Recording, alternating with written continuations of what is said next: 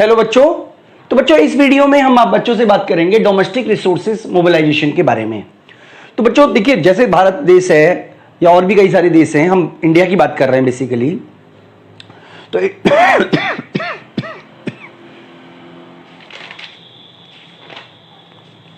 Hello बच्चों। तो बच्चों इस वीडियो में हम बात करेंगे डोमेस्टिक रिसोर्सेज मोबिलाइजेशन के बारे में।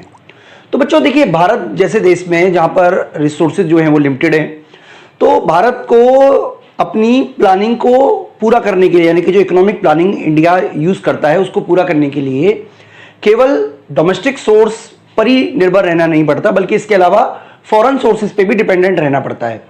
तो बच्चों यानी कि हम ये कह सकते हैं कि टोटल मिलाकर दो सोर्स हो गए, एक तो इंटरनल सोर्स या डोमेस्टिक सोर्स, दूसरा एक्सटर्नल सोर्स। तो बच्चों इस वाली वीडियो में हम डोमेस्टिक सोर्स के बारे में बात करेंगे। तो बच्चों मैं बात बताना चाहता हूं कि डिफरेंट कोर्सेज के हिसाब से हमने बहुत सारी वीडियो बनाई हुई है, ठीक है। तो अगर आपको आपका कोर्स के हिसाब से सिलेबस, यानी कि आपका जो सिलेबस है उसके हिसाब से अगर कोर्स बाय करना है, तो आप मेरे जो नीचे डिस्क्रिप्शन बॉक्स है वहां से ऐप डाउनलोड कर लीजिएगा, विष्णु इकोनॉमिक्स स्कूल। आप चाहें तो डायरेक्ट प्ले स्टोर से भी डाउनलोड कर लीजिएगा, तो वहां से आप इस कोर्स को बाय कर सकते हैं। चाहे आप EDPI का कोर्स हो या कोई और भी कोर्स हो इंडियन इकोनॉमिक्स से रिलेटेड, वो सारे के सारे कोर्सेज जो है मेरी ऐप पे अवेलेबल है। तो बच्चों मैं यहाँ पे आपको ये बताना चाहूंगा कि जो डोमेस्टिक सोर्स है उसमें देखिए बेसिकली तीन तरीके की चीजें आ गई। एक तो पब्लिक सेविंग हो गई, एक डोमेस्टिक बोरिंग हो गई, और तीसरा है डेफिसिट फाइनेंसिंग। तो तीनों के बारे में हम आपको एक्सप्लेन करेंगे। डेफिसिट फाइनेंसिंग पे तो हम ऑलरेडी एक और वीडियो अलग से बनाएंगे। तो गवर्नमेंट के जो रिसोर्सेज है उसका सबसे इंपॉर्टेंट सोर्स में से एक है पब्लिक सेविंग।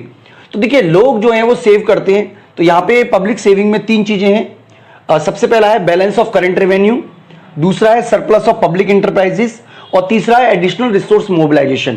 तो तीनों के बारे में हम बात करेंगे बच्चों। सबसे पहले अगर हम बात करें balance of current revenue, balance of current revenue की, तो देखिए जैसे आप जानते होंगे कि गवर्नमेंट जो है वो बजट बनाती है, उसमें बजट का एक पार्ट होता है रेवेन्यू रिसिप्ट्स। रेवेन्यू रिसिप्ट्स का मतलब क्या होता है बच्चों, मैं आपको यहां बता देता हूं कि यहां पे टैक्स रेवेन्यू आती है और नॉन टैक्स रेवेन्यू। तो ये गवर्नमेंट की इनकम का एक बहुत बड़ा सोर्स है, टैक्स रेवेन्यू और नॉन टैक्स रेवेन्यू। इसमें से जो माइनस कर देते हैं हम नॉन प्लान करंट एक्सपेंडिचर, यानी कि जो पैसा बचेगा वो प्लान एक्सपेंडिचर के लिए बचेगा, ठीक है। यानी कि गवर्नमेंट जो प्लान कर रही है उसी के लिए तो हमें एक्सपेंडिचर चाहिए। तो इसका मतलब जो गवर्नमेंट ने पैसा कमाया, रेवेन्यू रिसिप्ट्स कमाया, उसमें से माइनस कर देते हैं नॉन प्लान करंट एक्सपेंडिचर। तो जो पैसा बचेगा वो गवर्नमेंट के पास में बैलेंस ऑफ करंट रेवेन्यू कहलाएगा। तो ये गवर्नमेंट की इनकम का एक बहुत बड़ा सोर्स है। कितना कितना रेवेन्यू इंडिया ने जनरेट किया वो हम आगे एक बनाएंगे, मतलब इसी वीडियो में आपको आगे बताएंगे। दूसरा देखिए, दूसरा है सरप्लस ऑफ पब्लिक इंटरप्राइजेस।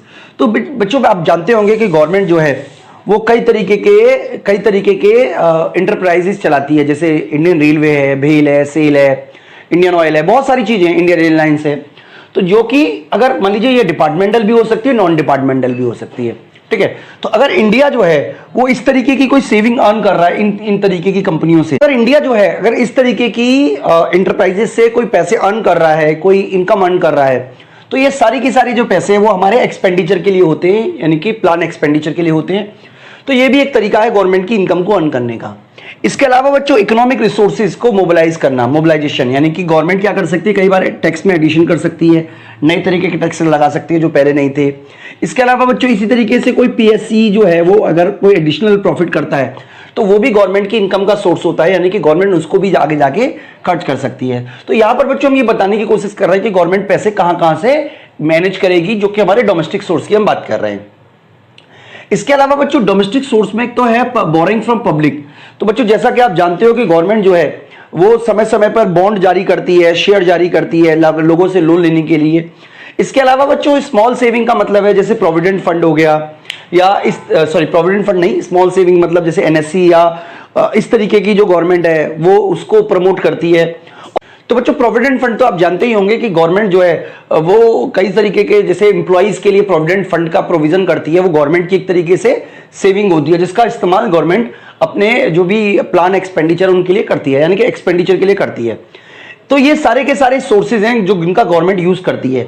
इसके अलावा बच्चों एक और तरीका है वो है डेफिसिट फाइनेंसिंग। तो देखिए डेफिसिट फाइनेंसिंग का मतलब अगर मैं आपको सिंपल शब्दों में बताऊं तो डेफिसिट फाइनेंसिंग का मतलब है कि जब गवर्नमेंट का एक्सपेंडिचर ज्यादा होता है गवर्नमेंट की इनकम से, तो गवर्नमेंट के पास ये एक तरीके से एक आप कह सकते हो राइट है या एक तरीके से सुविधा है, जिसमें गवर्नमेंट क्या कर सकती है, नए नोट जो है, नई करेंसी नोट जो है वो इशू करके डेफिसिट फाइनेंसिंग को यूज कर सकती है। तो बच्चों कई लोगों का मानना है कि डेफिसिट फाइनेंसिंग अच्छी चीज है, कई लोगों का मानना है डेफिसिट फाइनेंसिंग खराब चीज है।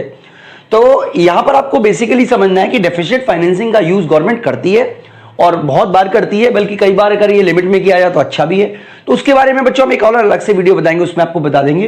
तो बेसिकली आपको जो सोर्सेज हैं उनको हम 3 कैटेगरी में डिवाइड कर रहे हैं, पब्लिक सेविंग, डोमेस्टिक बोरोइंग और डेफिसिट फाइनेंसिंग।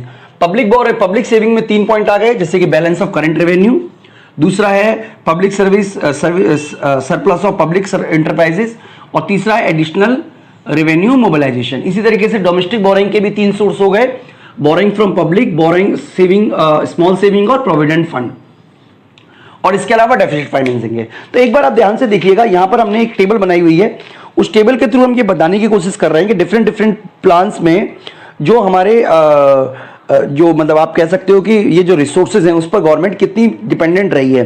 तो जैसे कि आप नंबर 1 देख पा रहे हैं, यहाँ पे लिखा हुआ balance from current revenue including additional resource mobilisation. तो 9th क्लास में ये डेफिसिट में था, जो हमारा है -1406, ये टारगेट वैल्यू दिखा रखी है।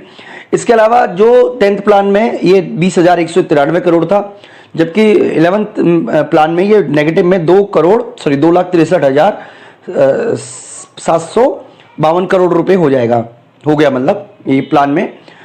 इसके अलावा बच्चों अगर हम बात करें सरप्लस की, तो आप अपनी टेबल में देख सकते हैं जो सरप्लस ऑफ पब्लिक इंटरप्राइजेज है वो 9th प्लान में 3,40,409 करोड़ थी, जो कि 10th प्लान में 5,98,240 करोड़ हो गई, और 11th प्लान में ये 2,80,902 करोड़ हो गई।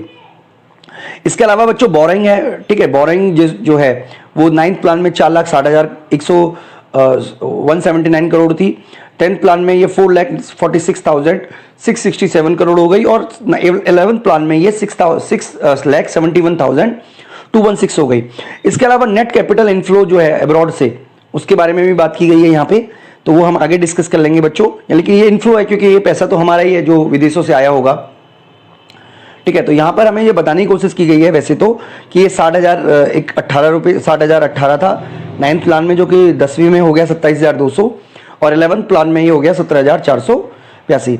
इसके अलावा बच्चों यहाँ पे जो टोटल है, इनमें डेफिसिट फाइनेंसिंग को नहीं दिखाया है, लेकिन जो टोटल है इसके अलावा वो आप देख सकते हो जो है डेफिसिट उसके बारे में। तो बच्चों ये हमारे जो डोमेस्टिक सोर्सेज हैं उसके बारे में हम बात कर रहे थे। तो बच्चों अगली जो वीडियो होगी उसमें हम आपको डेफिसिट फाइनेंसिंग को डिटेल में कराएंगे। इस वीडियो में इतना ही बच्चों, थैंक यू।